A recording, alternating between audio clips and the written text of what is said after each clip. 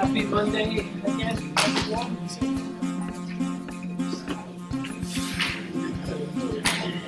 Anyone have any questions before we start today's part 2 exciting lesson? So we are working on finding a bigger room. That is work in progress.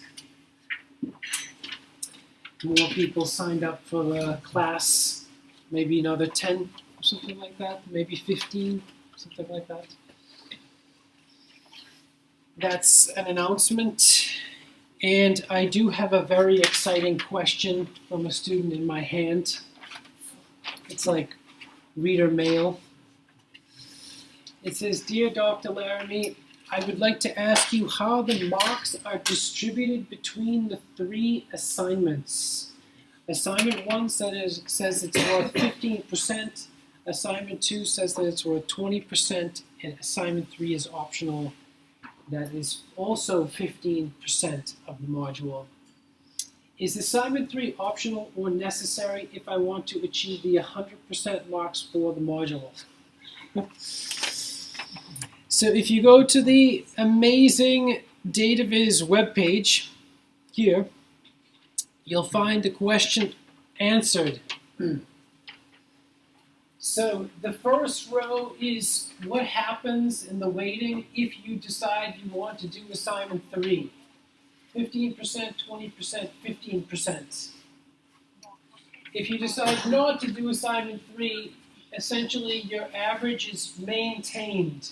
So imagine you had 100% average and you decided not to do assignment 3, you would keep your 100% average. And the new distribution looks like this. So it's kind of awkward. It turns into 22.5, 27.5, and 0. That's all on the module webpage. Yeah. Additionally, it seems very harsh to set out such 3 difficult assignments that only amount to 50% of the module and require us to undertake 60 hours of work on these in the final semester of the year, bearing in mind that we also have to deal with the projects and other modules. Is there any particular reason behind this? Very challenging. I have a few responses to this. I would say that these assignments are not harsh. I would rank them as kind of easy, actually. I think they're too easy, actually, and the scores were very high last year. The average last year was something like a 70, and I actually think they're too easy as opposed to very harsh. Also, the weighting and the duration of the assignments is just following standard university policy. Does anybody know what the university policy is for the time of assignments and courseworks and anything like that? The university has a guideline or policy. So it's, if you take a 10-credit module, that's approximately 100 hours worth of work. So in this case, a 15% of the module for a 10-credit module would be 15 hours. But this module is 15 credits, so 15% is 22.5 hours, or 20 to 25 hours. So it's just following boring old standard university guidelines. If you do a very good job on assignment 1 and 2 and you're satisfied with your average, then you get kind of a free 20 hours. If you consider that assignment 3 could take up to 20 hours, but assignment 3 doesn't take up to 20 hours. So assignment 3 is too easy They're all too easy. And nobody spends that much time, 20 to 25 hours on 3 assignments. Yeah. Another thing that might be useful to know is that assignment 1 can help you a lot with your projects. So if any of you are doing projects and you have data, you can apply assignment 1 to your data sets and you will learn new things about your data that you didn't already know. And you can include that as a chapter in your thesis, in your final year thesis. So you can actually use this to help your projects as well. That's how amazing this assignment is. Any other questions on assignment 1? Good.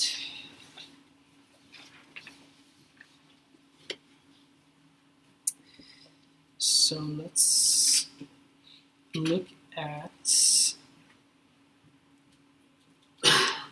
the database lecture on hierarchies, visualization of hierarchies, which is a fun topic, very fun topic.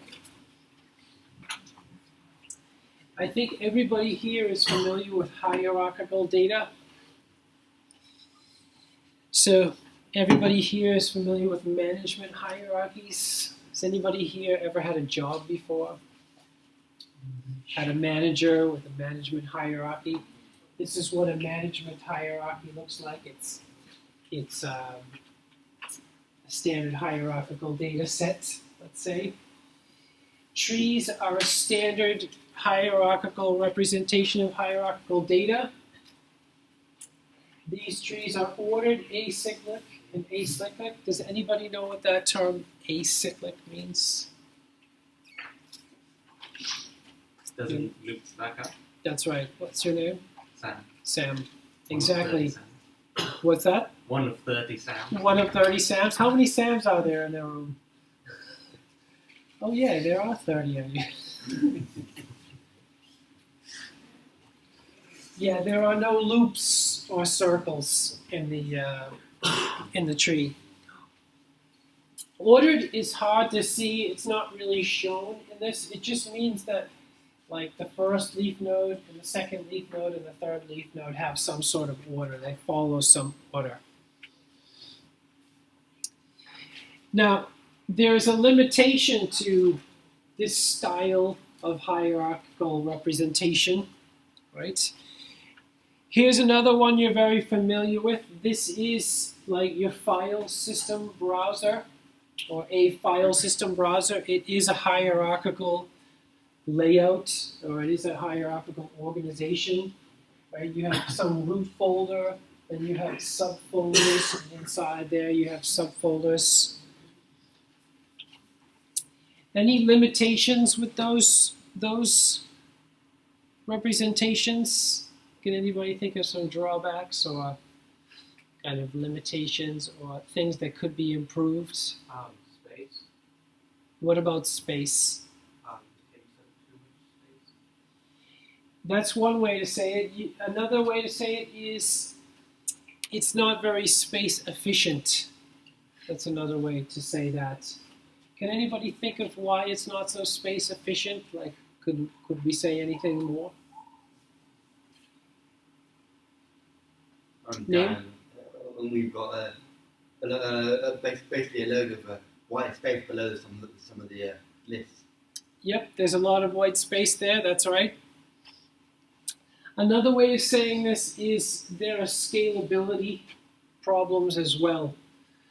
So the number of items that can be displayed on such a tree is very limited. Like, how are you going to display a hierarchical data set with 1,000 nodes or 10,000 nodes and so on? Remember, we were talking about using our brains to apply these methods to large data sets. This one, it's easy to get lost. How many people here have lost a file before?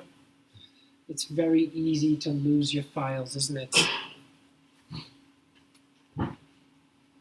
This is an example of a word tree hierarchy. I don't have the animated version with me right now, but basically the tree, each node in the tree is a word or a phrase, and then you click on that word or phrase, and the children open up and expand. They appear, open up and expand. Then you click on another child, it opens up and expands, and so on, until you find what you're looking for.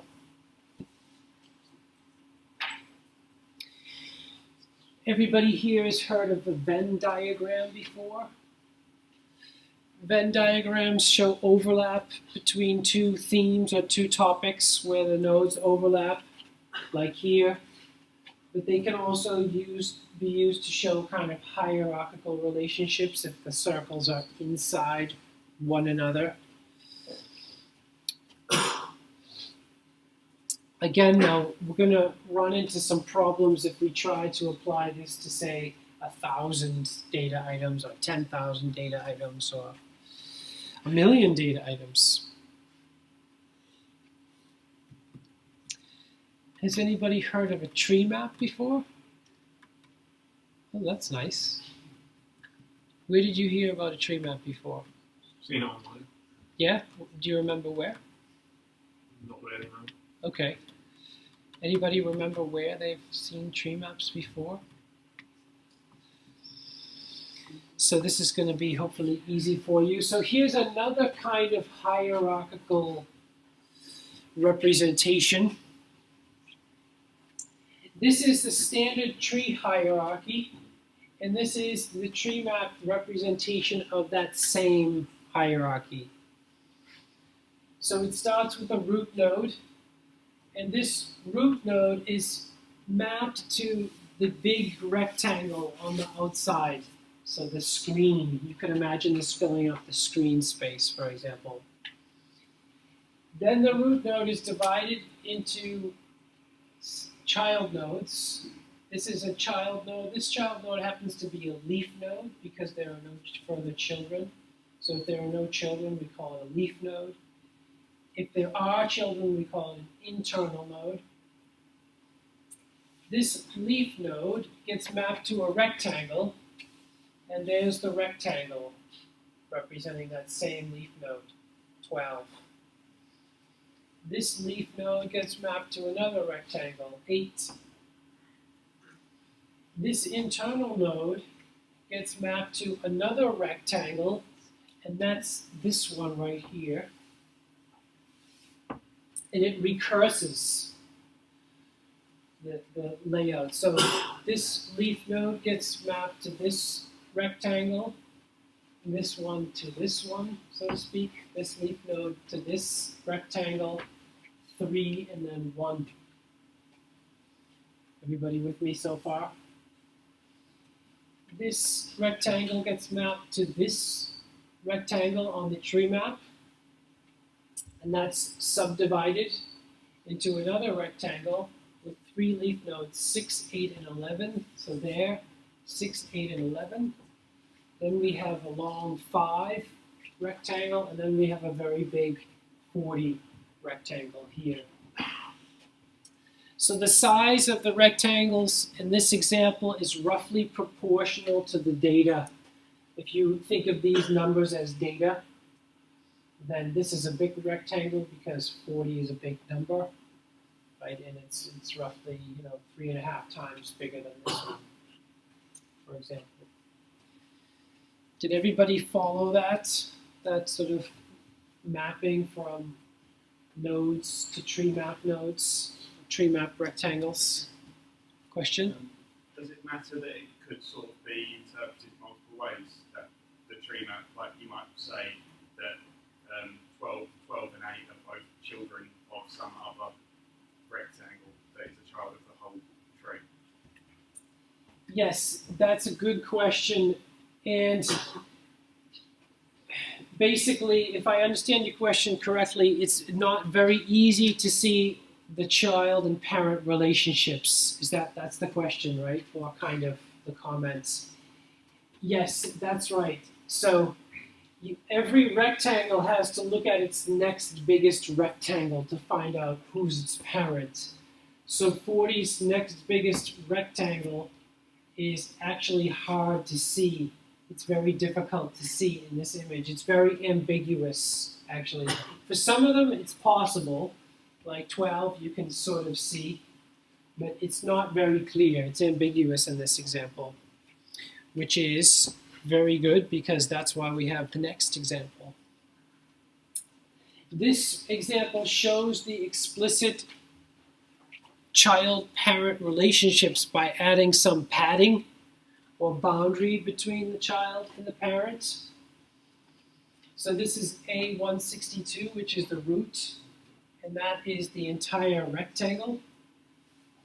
And that is divided into 1, 2, 3, 4 child nodes.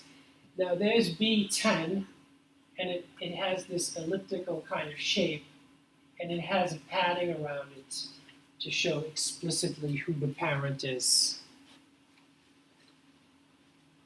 And then there's C30 that also has padding around it to show, okay, the parent is A162. And there's D62. D62 is here, and it has padding on the outside and the inside. So you can see who the leaf nodes are and who the internal nodes. And if we recurse D162 and find F6, there's F6, and it has no further subdivisions, so we know it's a leaf node from just by looking at the tree map. G6 has no further subdivisions, so we know it's a leaf node. H6 has no further subdivisions.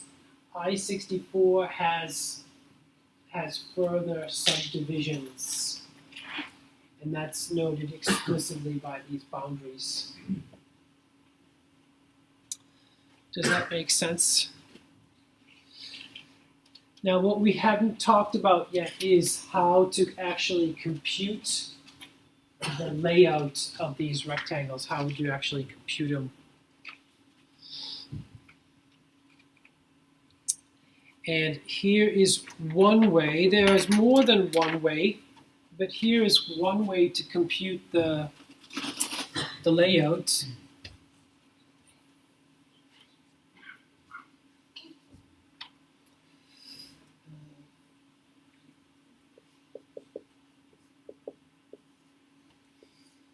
So if I have a tree that looks like this, then I start with the root node. I just draw it as a square. And then I take the root node and I divide it into 3, B, C, and D. So I can just do B. Actually, it would be nice if I could do it like 3 even, 3 even pieces. So this is A, and this is B, C, and D. And then I take C and I subdivide it again into E, F, and G. So C is here. Then I subdivide this again into E, F, and G. And I can keep going. This is showing those explicit boundaries and the explicit relationships between the child and the parents. This is just one layout algorithm. It's called slice and dice. There are other layout algorithms, which we won't go into detail. There are something like 20 different layout algorithms. There are lots, actually. And this is a tree map from assignment 1. And this is from some cars, right? So that the hierarchy is country. Well, the top is all of the cars and all of the countries. And then the next level is country. So you can see Germany, US, Japan, South Korea, Sweden. The UK is there somewhere, isn't it? Oh yeah, there it is. It's hard to see. So I can see the Germany rectangle. It's not that easy to see, but it is possible because it's a little bit thicker. And then the make is underneath the country, and then the vehicle name is underneath the make. It's not that easy to see, but it is possible somewhat.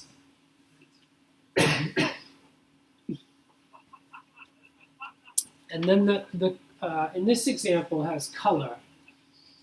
So in each rectangle is mapped to retail price. So the size and the color are both mapped to retail price. So that means the bigger the retail price is, the bigger the rectangle is, and the darker it is. So a very expensive car ends up being very dark. So the biggest, most expensive German car is a Mercedes, some sort of a Mercedes. Yeah. And you can sort of see, like, the biggest expensive selection is here. Germany is the biggest and most expensive, followed by the U.S., followed by Japan. Right, Japan is like less expensive cars. You can see that from this tree map, with the exception of a few over here. And then the UK doesn't have that many cars, but they're kind of expensive, and so on. The best place might be South Korea to get some of your cheapest cars, or Japan, based on this tree map.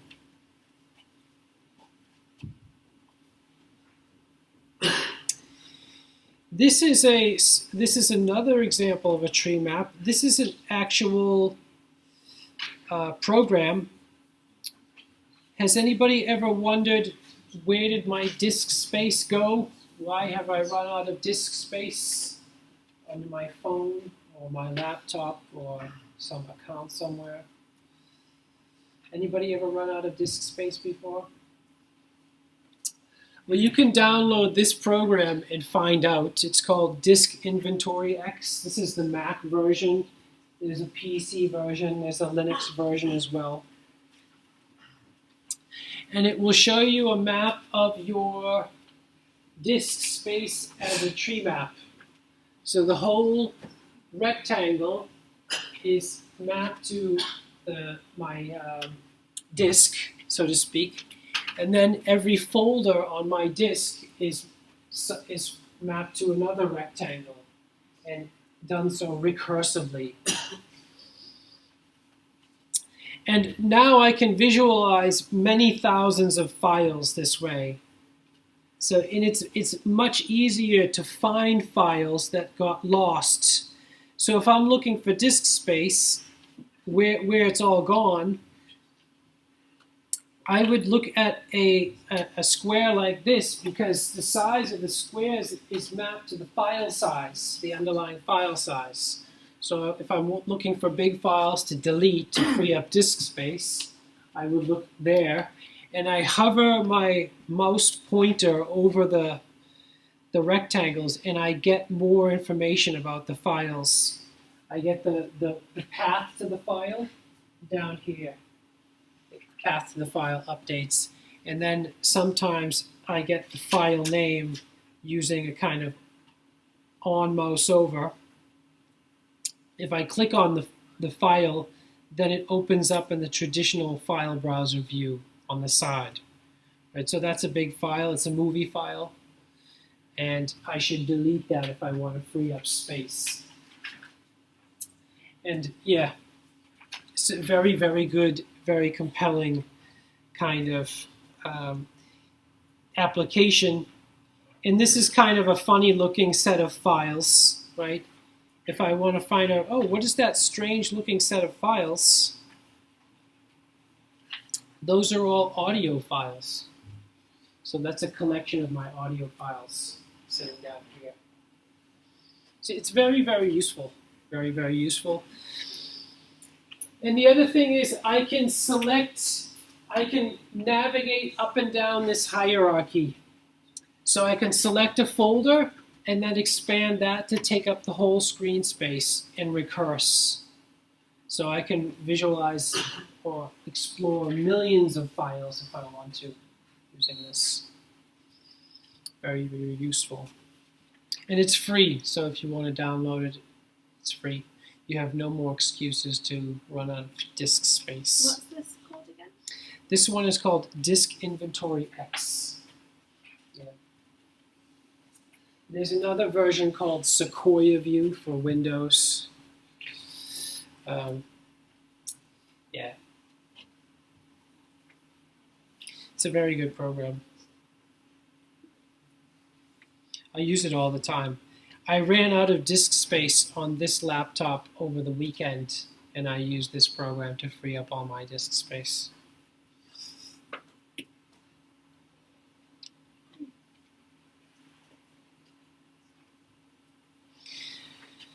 So some of the properties of Treemaps is they make efficient use of space, so they fill up the space, they take up all your space, or they make efficient use. They're hierarchical. They can represent multivariate data, so data with multiple dimensions. And they can apply to very large hierarchies with thousands or tens of thousands of data items. But they don't have any geospatial information or neighborhood preservation. That means like neighbors can move around. These are kind of two disadvantages. So they're not necessarily related to geospace, which is not always necessary, by the way. Here's another example. Does anybody here invest in money in anything? Anybody invest anything? Would you tell us? Would you share with us what you invest in? Cryptocurrency. Okay, cryptocurrency. Okay, that's a very trendy thing to invest in.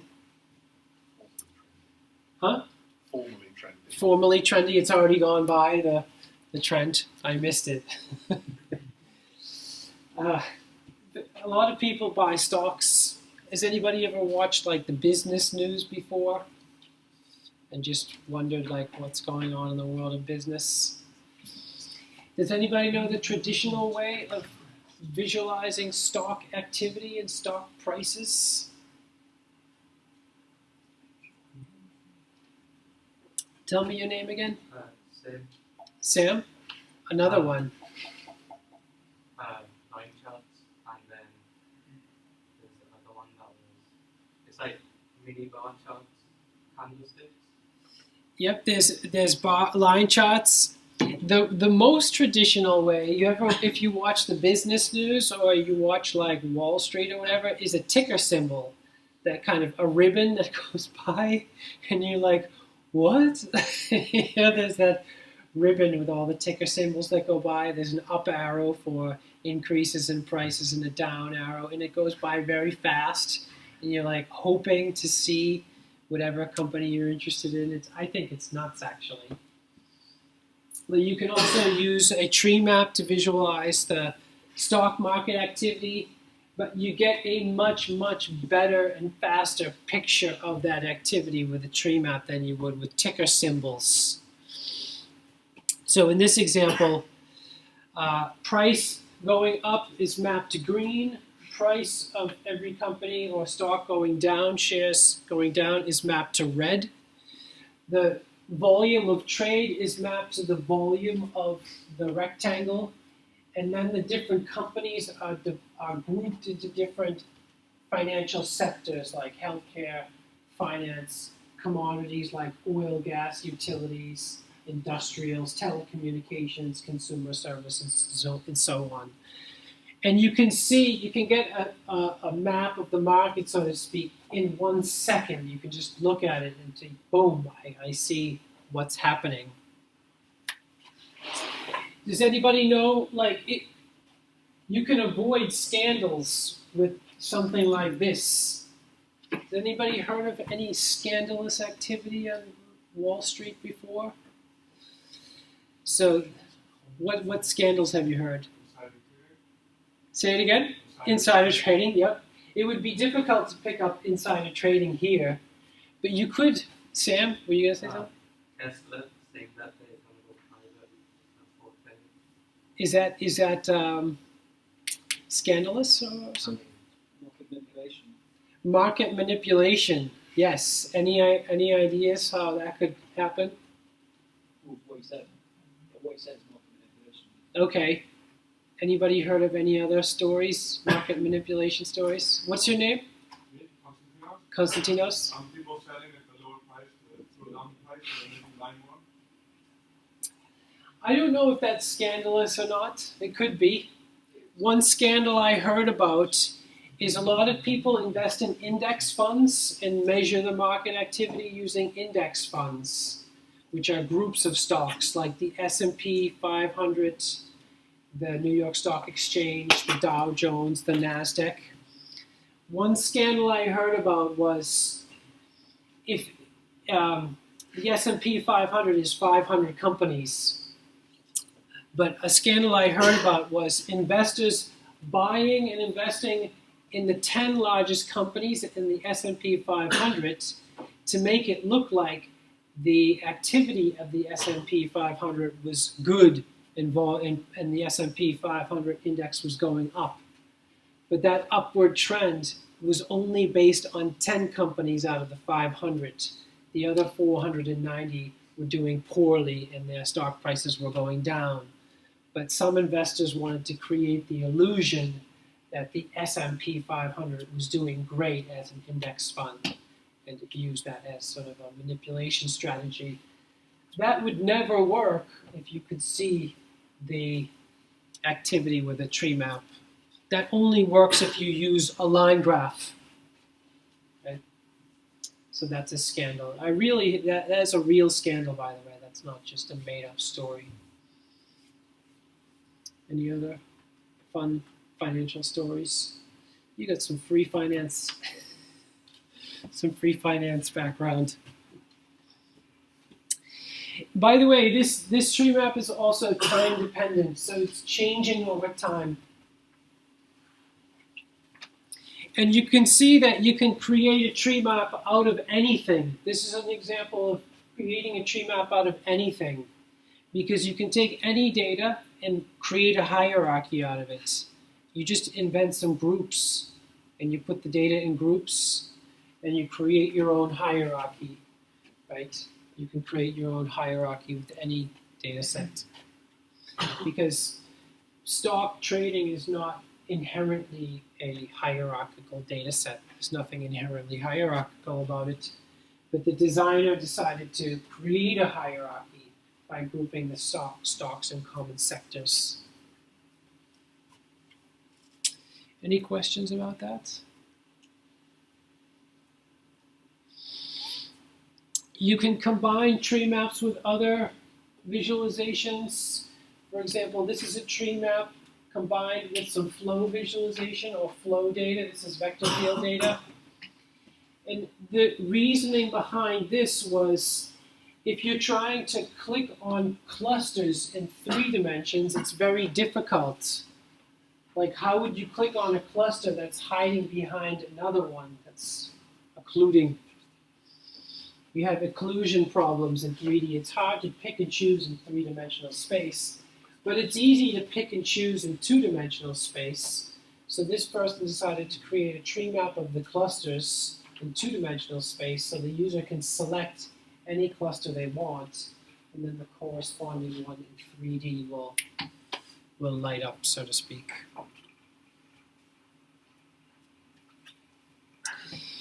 And this is an example of a user navigating up and down the hierarchy. So clicking on an internal node, and then zooming in on that internal node, and then clicking on another node, and then zooming in on that node again. So you can navigate up and down the hierarchy in a tree map. This is an example of a cartographic tree map. And the cartographic tree map tries to include geospace in the layout. So the layout algorithm considers geospatial position. And this happens to be, anybody recognize what that shape is? Does it look familiar to anybody? It's the UK. It is. Well done. Yes. Did you cheat somewhere? No. It's the UK. So this is London, and then so on. Yep. It actually does not include Wales, unfortunately. But this is a cartographic tree map visualization of last year's data set, which is the Public Health England data set. So it's trying to show the health of England using a tree map style visualization. And the rectangles are mapped to different prevalences. So in this case, we can see the prevalence of hypertension or high blood pressure is very high compared to the other ones like coronary heart disease, which is in the top left, heart failure, which is the next one, stroke, chronic kidney disease. Diabetes is also very, very prevalent. And each one of these is mapped to, represents a group of NHS practices called clinical commissioning groups. And you can find a full length like tutorial just on cartographic tree maps at that URL.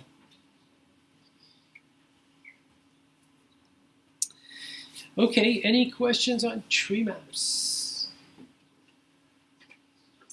Everybody think they can create a tree map for assignment 1 now? There are lots of different tools that create tree maps, by the way.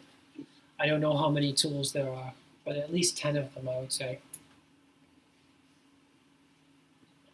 I think Excel can create tree maps now. Does anybody happen to notice that? Pretty sure Excel can.